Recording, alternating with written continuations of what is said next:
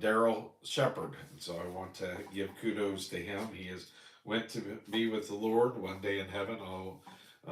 Maybe if you make it there before me, you can let him know I used his volume 5 for through the Bible while that I was doing this, and so I appreciate that. So in Pasadena, when I was pastor there, who was an alcoholic, a real sot.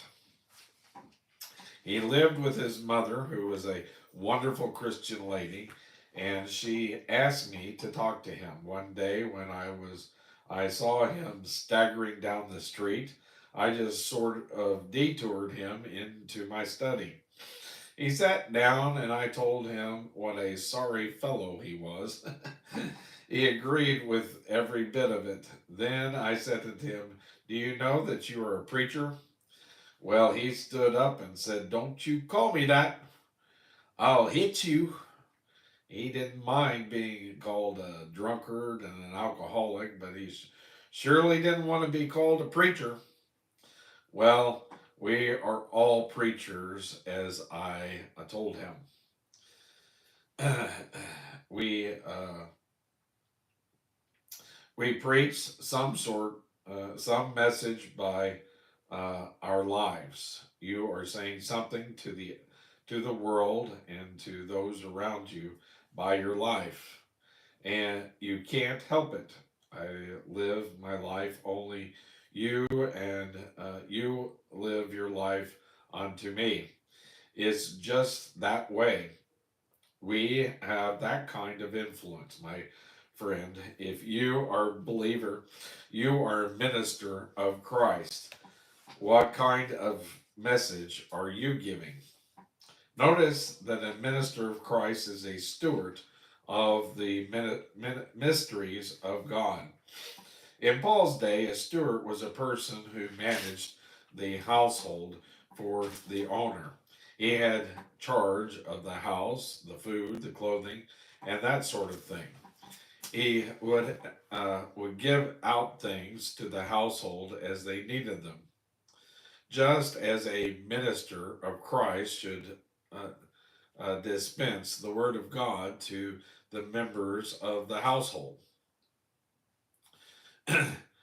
Here we have that word mystery again. Remember that mysteries are those things which had not been revealed before but are now made known. The mysteries cannot be understood by the natural man. It is only the Spirit of God who can take the things of Christ and show them to us.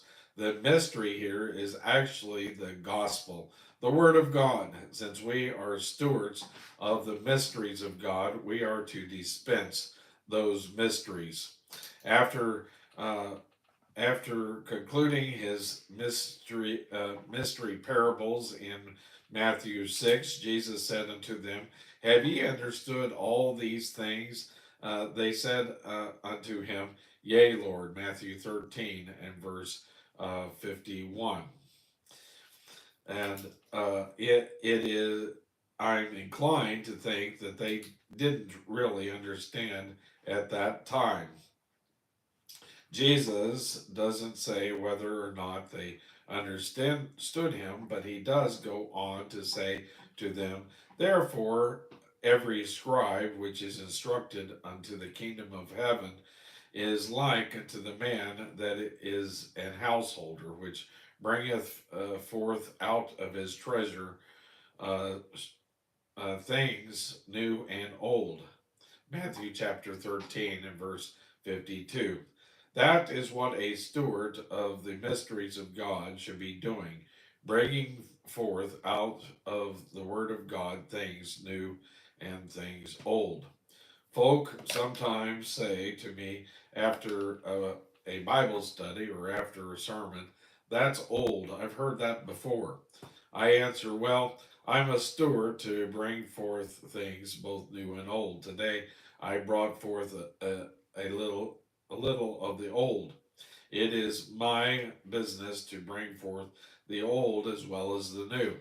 That is the calling of a steward and of the mysteries of God. I can't